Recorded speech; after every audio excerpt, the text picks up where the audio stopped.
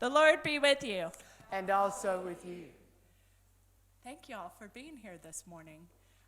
So this is the first of our summer series, and we are going to be engaging in some really challenging conversations this summer.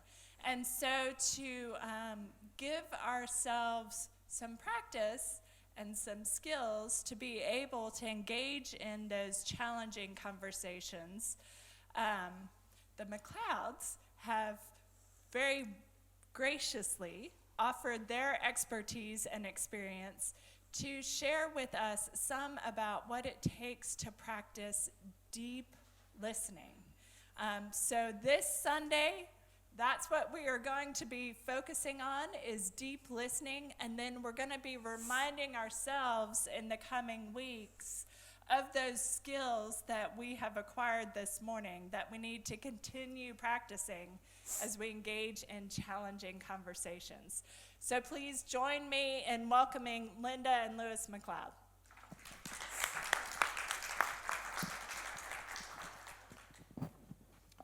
Thank you. We thought a way to start is to share and listen to the second part of the prayer of St. Francis. O divine Master, grant that I may not so much seek to be consoled as to console, to be understood as to understand, to be understood as to understand, to be loved as to love.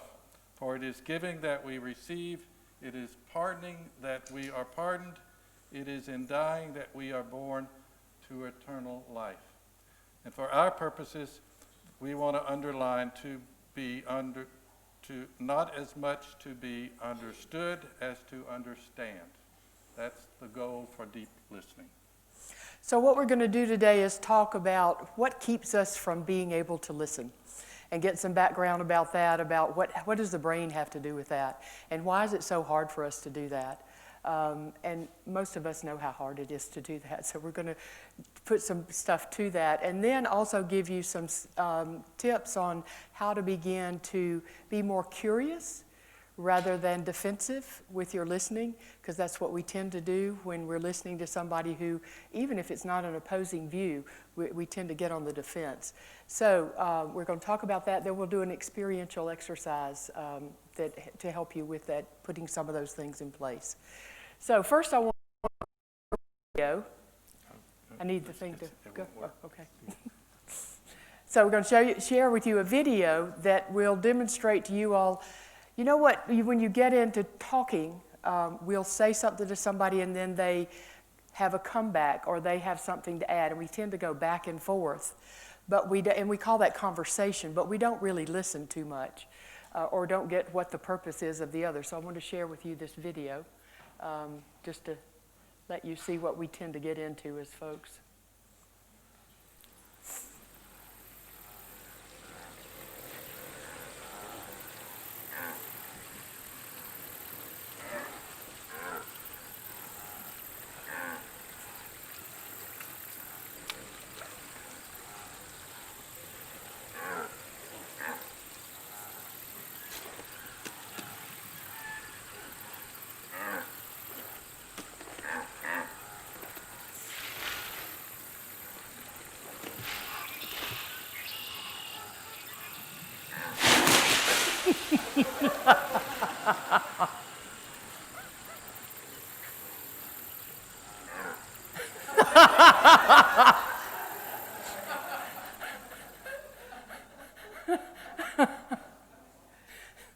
So, why it is that and you can even laugh at yourself and think about how is it that I think about something and I can't listen to what the other is because I've got my mind blocked on what it is. What it is, the way I see it, is the way it ought to be, and everybody else, obviously, if they're smart enough, then they ought to be able to see it the way I see it, or they must be terribly wrong. And so we end up getting eaten by the alligator all the time. So why is it so difficult for us to really listen and understand the other? What gets in the way? Just anything that comes to your mind. And we'll mirror it for the streaming group. So why Is it so difficult? We have our own agenda. We have our own agenda. Right, Alice. Fear. Anyone else? Stubbornness. We're so busy formulating our response and we're not listening. We are so busy formulating our response that we're not listening. And anger. Yes. Any others? Cognitive dissonance. Good. What's the strange thing that doesn't quite fit? Yeah. Yeah. So you all have come up with everything that we came up with. So you obviously know what we're thinking. But all of those things tend to get in our way. And I was even thinking on the way down here, we were driving, we live in Decatur, so we were driving, we had built this road that would go around Decatur so people wouldn't go downtown through Ponce de Leon. So now we're putting a bike lane in. And it tends to narrow. There's not the 2 lanes to go around now, so it slows all the traffic down, which was the purpose of the bike lane. But I thought, I want to go talk to the city commissioners. But I found myself just rising with just my anger getting in the way, or thinking, why in the world don't they see it the way I see it? And that's what's happened to us all the time. I think we get so passionate about the way that we see it, it interferes. And there's the cognitive dissonance that you talked about why in the world can't they see it the way I do? Or you're preparing so much that you become fearful that you're either not going to be understood, or that in my preparation, my tone gets in the way because I'm looking for an answer, even though I really just want to listen, but my tone will give off a signal that I'm interrogating. Ever happened to you? That happens with my son all the time. I just want to get information, and what I get is defensiveness. So for me, what happens when I hear an opposing political view or an opposing intense view, something that I have an intense feeling about, then it's really hard for me to listen. I want to speak back. I want to interrupt. And my whole physiology, my breathing gets tight, and my voice is not, as you know sometimes when we get into it, is not calm and collected, and it gets a negative response from you. Right. So, some of you mentioned fear back there. The brain is always focused on keeping us alive. Now, we're not talking about right in this room, life and death, physical life and death, although sometimes some people in the Atlanta area live that every day. But the brain is designed to keep you alive. So the negative is more salient to the brain than the positive. So within 1/4 of a second, we now know you walk in, you meet somebody, and your brain, before you have decided, your brain has already captured that person as safe or dangerous. Safe or dangerous. And think of it as our evolutionary heritage. Walking on the plains of Africa or Asia, wouldn't it be evolutionary advantage to not to mistake a stake, to think it's a stick? Because I might step on it and it might bite me and I die. So no wonder we focus on the danger safety dynamic. So the negative is salient to the brain. In fact, most people know what we don't like rather than what we do want. Often in our work with couples, we ask them to start with, what are your goals? What are your hopes in working with us? What do you want to go toward? And most of the time people say what they want to stop. Just stop the misery and I'll be fine. Just stop the negative and I'll be fine. So we have a hard time knowing what we want to go toward. And when it's safe, which we mean more emotionally safe, talking about that, because we're talking about how do you have that a conversation that can be civil. Our brain automatically says to us if it's emotionally safe because it's scanning all the time. What we generally do is we play. We can be joking with people, and that helps a lot of times with conversation when you have differing views. We nurture. We are much more careful and not wanting to hurt the other. The we want to mate, we want to create, which is creating more than what we have, which I think in doing that listening, it allows us to create something different than both either or view. I don't think anything ever comes out of, we're always looking for something different, but without listening to both sides and really hearing it in a deep way, can you move to a different place because you're impacted by the other. And so when you really hear it, that impact shifts you.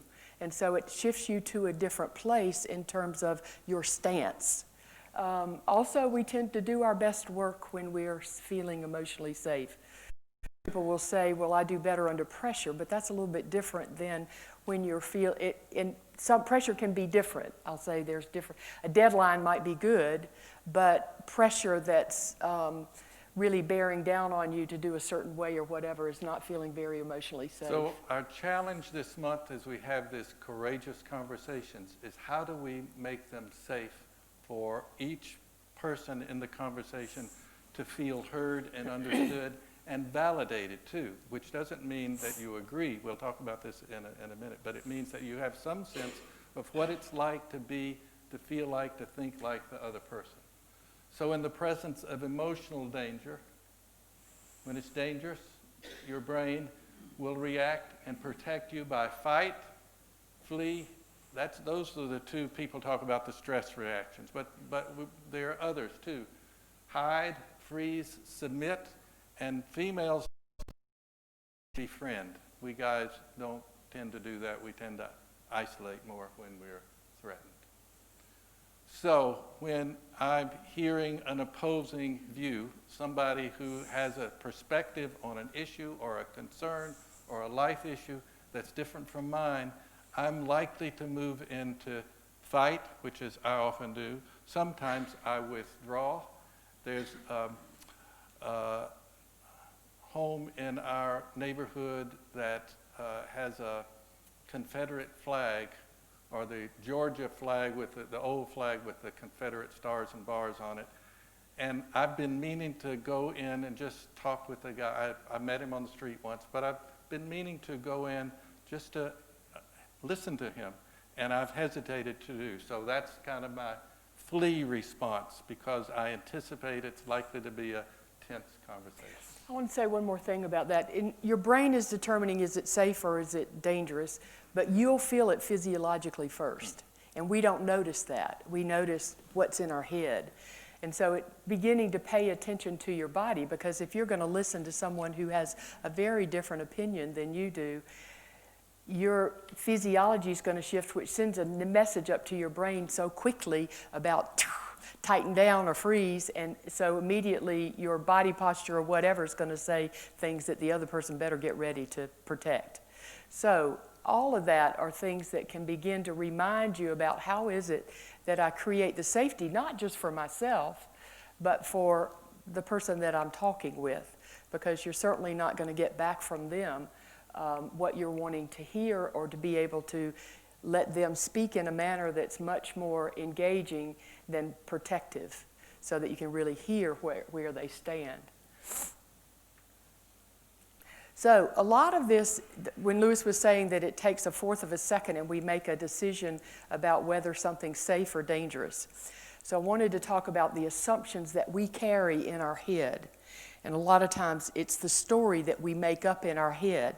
It's like if you're walking down the street and you see someone, you, in a nanosecond, you go, is this a safe person or is this a dangerous person? To decide, will I continue to walk down the street and make eye contact with this person, or should I cross the street and really get over here on the other side? But a lot of those decisions in that nanosecond are made from the assumptions that we carry in our head.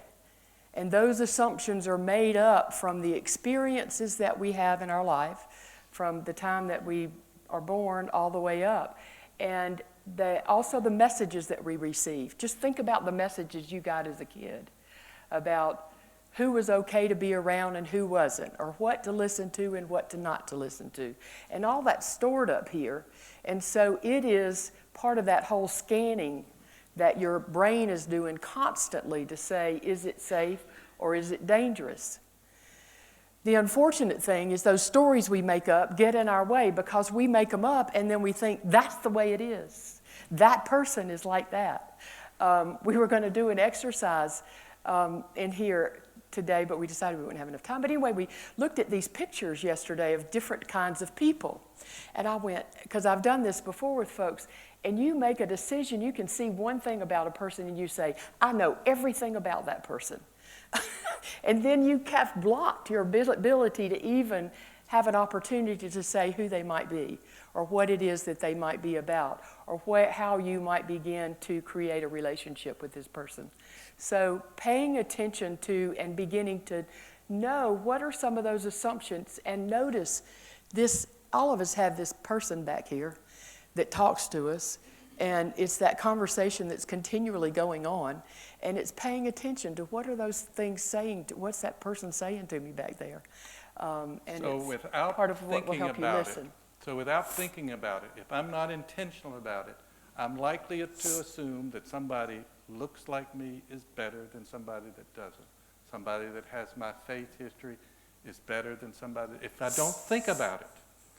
If we were in a restaurant a few years ago, and my judgment came forward when our waitress had nose rings, and I could not get by that. And I realized, and I didn't like that about myself, but I knew that was me. And she took a long time to get to us, and that just confirmed my opinion. And then she said she was working there all by herself, and somebody hadn't come in. And I started seeing how she was doing the best that she could.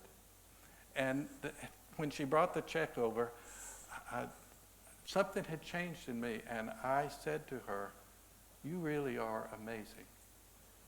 And it took her breath away, and it took my breath away. And at that moment, though, I had to encounter, remember we talked with Ed Thursday night about the shadow. I had to notice my own brain judgment getting in the way of my understanding another human being. So it just happened just like that. Okay. Oh, yeah. Where the stories come from.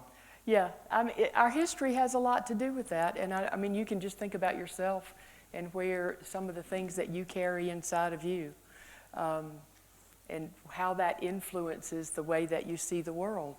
Because it certainly impacts everything that you see and how you interpret it. And in your interpretation, we think it's right. And your interpretation then influences the way that you come across to other people. So it's how do you provide that opening and being that openness that you really want to be to engage in conversation. So anybody open to sharing a judgment that you have or an assumption you have about when you walk down the street or are driving? Now my car automatically locks the car door, but historically it's been not unusual for people on the street to experience drivers locking the car when a strange African-American homeless person comes up. That speaks to the fear you were talking about back there. Anyone else want to share? I'm happy to be this morning.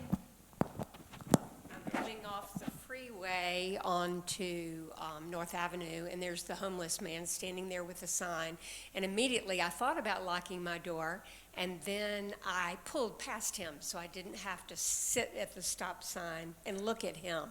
And then I witnessed myself and thought, what am I doing here? So I rolled down my window. He came forward. I gave him some money. I asked him his name. We had a nice conversation. We shook hands and agreed to pray for each other. But I had to witness myself and have time at that stoplight in order to shift. Right. Something in you shifted and you somehow sensed, I can have a human encounter with him. Different than what I thought initially. Thank you, Corinne. So what happened to her, whoops, there we go. Now, why in the world would we bring and talk about the brain in this class? Because that's what happened to Corinne. So everybody, if you will, you will have several brains in your body. So everybody make a fist. Now that is a demonstration of half of your brain. You have a right brain and a left brain. And it's like this. The reptilian brain, or the very bottom of your brain, is instinctual, and it's really mainly in charge of movement, like a lizard that darts or freezes, or your heartbeat or your breathing. We most of the time are not aware of our heartbeat or our breathing unless something's going wrong, right? You don't have to make yourself breathe. So that's an unconscious part. We are not aware of that. And then the middle of your brain, the limbic brain, the emotional or feeling brain, it's like my thumb here.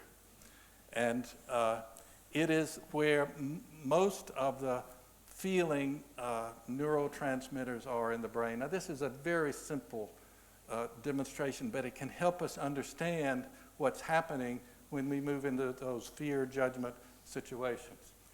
And then there's a structure called the amygdala in the emotional brain, and it's always scanning for safety, danger, like we were talking about a minute ago.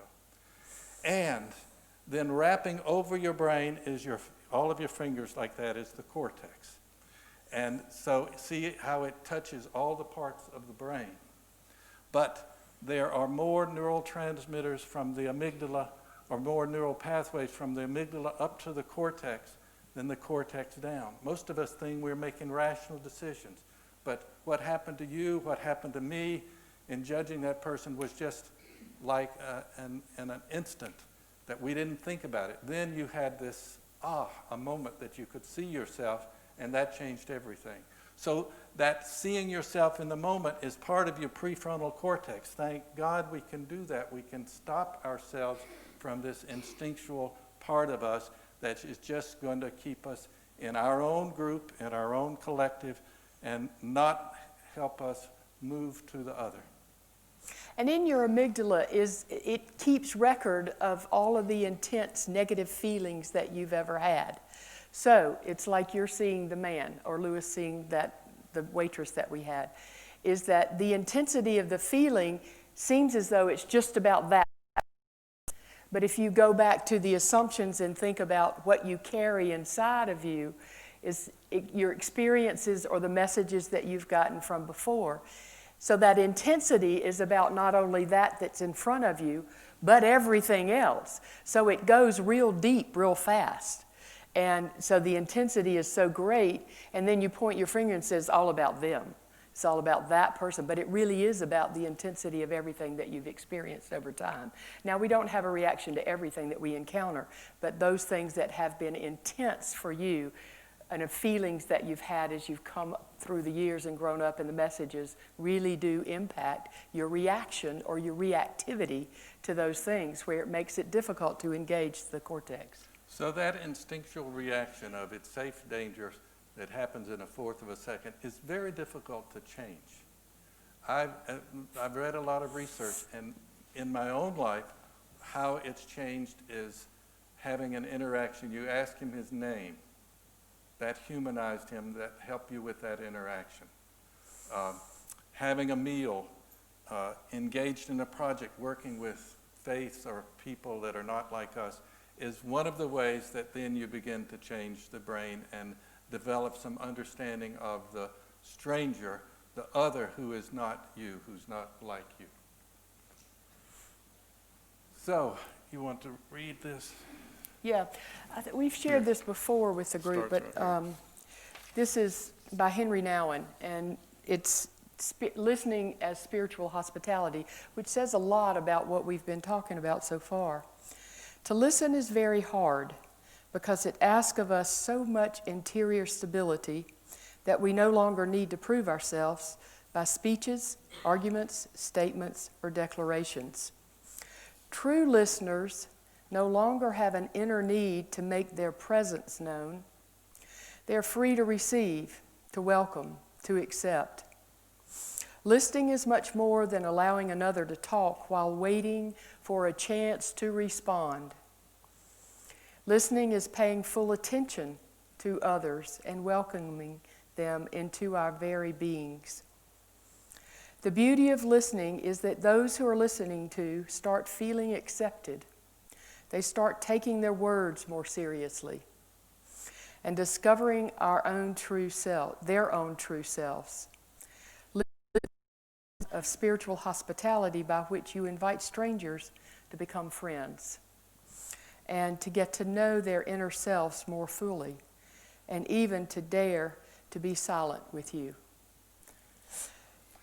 So over the next few weeks, when we have education hours around discussions around abortion or gun violence, it's going to be useful to see if you can quiet your brain so that you can see the world of the person who may not think or feel or believe like each of you might. When I think of inner stability, to me that's the biggest thing. It's both the awareness, it's the breathing, the physiological to calm yourself down that begins to help you shift so that you can contain this conversation and stop it and really be open and present to the other. And that's a big, tall order when we are so complex as we are. So some of the congregation, as the parish has been studying Richard Rohr in his book, Universal Christ, and he speaks about dualistic thinking, my way or the highway, it's right or wrong. And I think we do this right or wrong so much in our culture because some of what's made us as a society successful is the competition that we have here in our society. So, you know, it's winning or losing. So it's either right or it's wrong, or it's about being successful. So it's rising up the ladder, or it's being a failure. So we say either they are the real hard workers or they're not the ones that work hard enough. And we get into this whole thing. Competition here is probably much more, and I think that stops us so much from being able to hear the other. And it's ingrained in us as part of being an American, is the competition. And so it is part of the way we see the world. So think of your position on abortion or gun violence.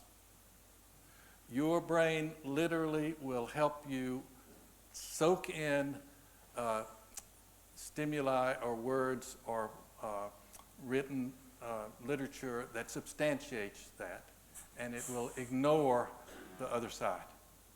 Your brain tends to see what it's seen before, heard what it's heard before, feel what it's felt before, believe what it's believed. Has believed before, not bled. So that really makes it very challenging to hear somebody and say to somebody on the other side of the fence, whatever fence, you're making sense to me. Because everything in me, unless I'm really working with the cortex, the part of my brain, everything is working against that. And so that's part of what we're up against with this. Let me say one thing. Lewis said earlier about being intentional. That's the only way that you're going to use your cortex, because it's the rational thinking part of your brain. But we think we're using it most of the time, but we're not. We're reacting a lot. So in order to engage that, you really have to begin to be very, very intentional. And a lot of people say, well, I just have to go with my feelings. They really made me angry, so I just have to go with that, or whatever. And that will not get us in conversation. Your feelings are your feelings, but they can get you in a lot of trouble. And it's not about denying them, but being able to do that in a way that's more intentional, to be able to share that with others so that you engage with the other rather than pushing them away. So we want to give you an experience of seeing what we call binocular vision. So some of you have seen this. So decide whether do you see a younger woman or an older woman in this. People who... And just do that silently. Don't say it out loud yet. Who sees both? Now, who sees only one? Okay. Donna, which one do you see? So you see the older one too? So show her. So wait, So- everybody, watch Donna.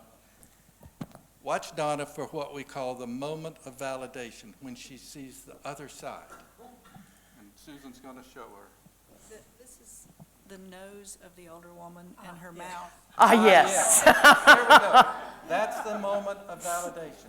That's what we want when we hear these, when we're in these courageous conversations. We want to hear, oh, I get it, how you see that way. Now, that doesn't mean agree. It can, because Donna did now. But also, some people, when they see one and then they go to see the other, they say, oh, I can't see it like I used to. So let's help. And anyone else not see both yet? Okay. Will you help him? Okay. Use your light. Okay, it's better to see it close up. Let me give it. Hold on. So watch for the moment of validation. Okay, so as the young woman, you see this is her hair and her eyelash. Okay, this is the older woman's nose and her mouth and her hair and her eyes are here. And this is like a shawl over her head. There we go. That's wild. That's what we want. That's what we're looking for in courageous conversations. We've got one more. And But it is, we live our life, though, as if, and you just take those two subject matter, gun violence and abortion. It's either one way or the other way. It's either the old lady or it's the young lady. And there's no way that there can be two in there. But the reality is that the facts might be the same, but the way we view them is very different. But that doesn't make it right or wrong.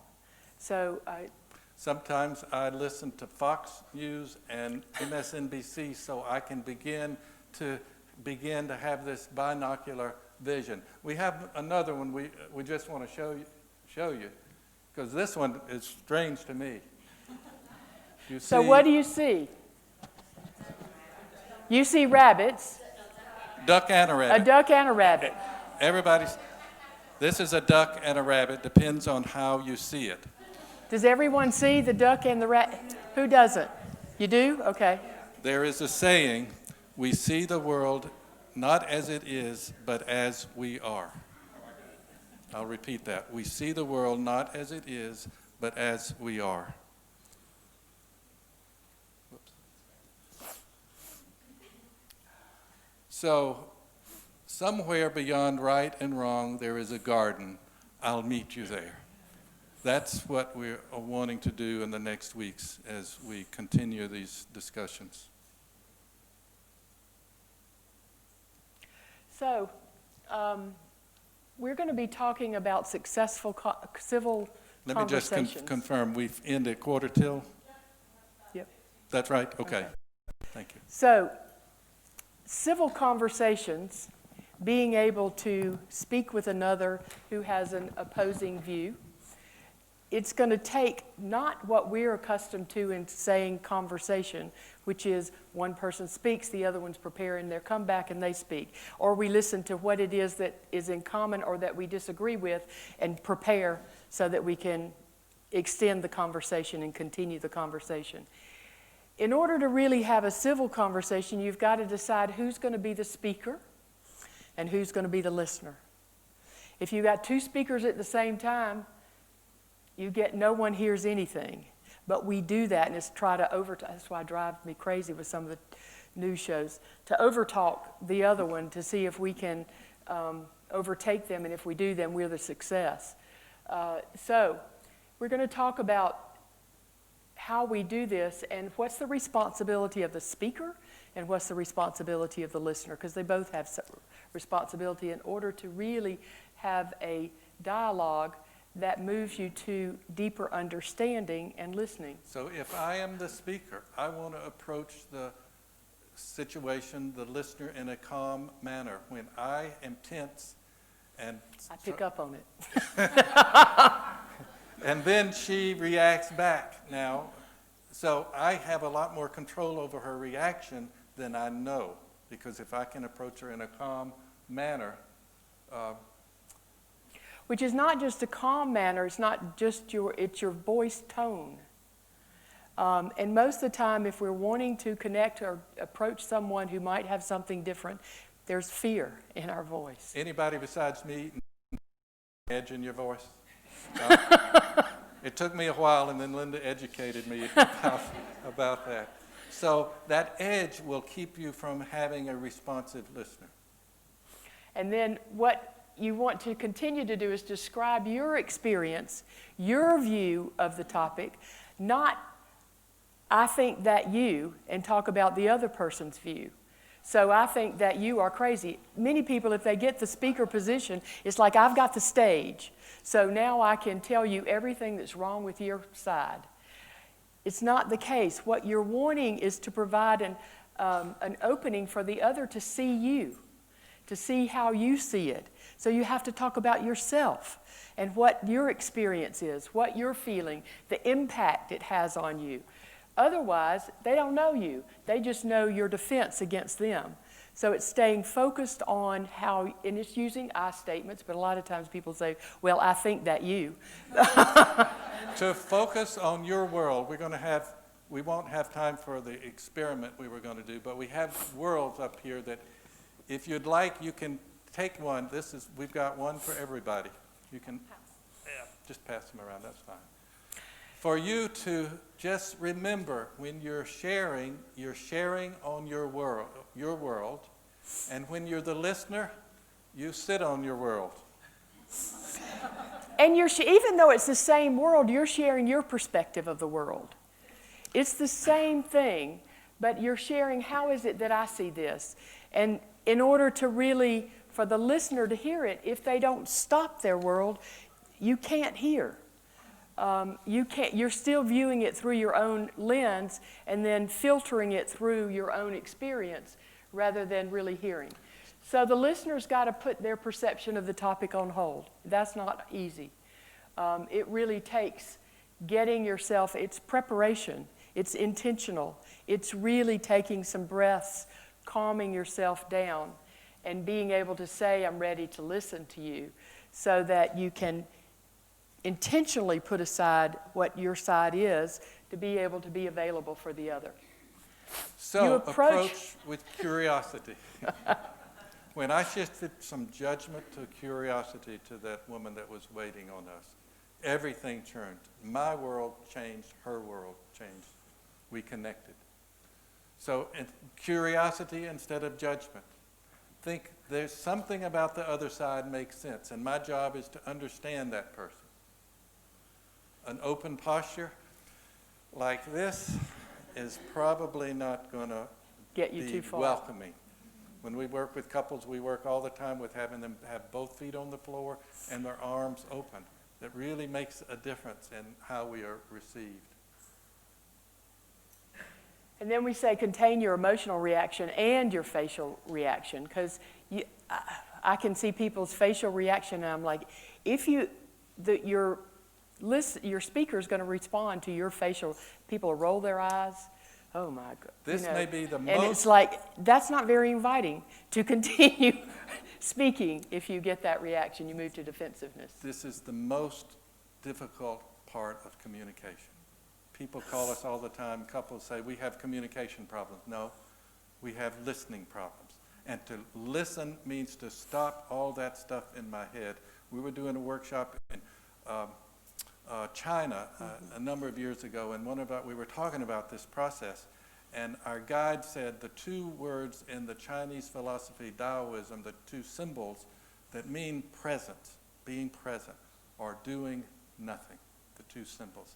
So when I am present with the other, I am doing nothing. But being right there, eye contact, open, taking it all in. That means quieting, because if my little narrator is going on in my head, I will not be able to really get the world of the other person. This is called containment. We really have to contain. And this is part of what I was saying for the listener to really be preparing and to do it intentionally. first of all, is really to, and I say, and relax, and people say, well, how do you but it's to begin starting to pay attention physiologically to what your body's telling you, that you're anxious. If that's the place, we say, take 3 deep breaths.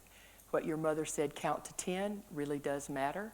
And also about being able to take your head to a safe place. If you've got a place that you can picture in your mind that really creates relaxation inside of you or calmness, it really helps so that you can, if you close your eyes to envision that, it helps you calm yourself down and get rid of all the noise that's in there. Because all it does is provide so much static that there's no way to listen. So calming all that down will make a big difference. So And then putting that world worldview on hold. So And everybody take your world and sit on it. And we've got some more up here when we finish, you all in the back. And if you sit on it, what does it feel? How does it feel? Awkward. You're aware of it. Your cortex has come in and said, okay, there's something that's different about here. And it should be a reminder to stop and listen and be able to say, this is my job right now to really listen, not to be preparing what I'm going to say next. The curiosity is, we think we know, is back to what I said about the assumptions. You see someone's face, you see a look on their face, you see what they have on, you see the kind of anything about them, the color of lipstick they have on. You've already made a decision about who you think they are.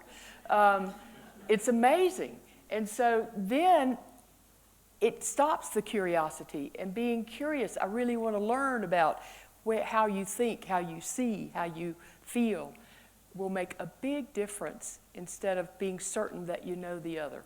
So I want to underscore 2 things before we end with the last quote. Number 1, seek to understand rather than to be understood.